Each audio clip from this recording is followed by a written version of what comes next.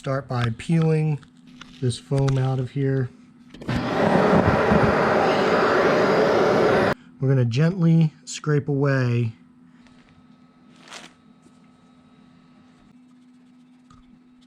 soften it up a little bit, scrape it a little bit more. Glue the inner part first. Drop it nice and centered. We're going to use a 9-volt battery with these alligator clips.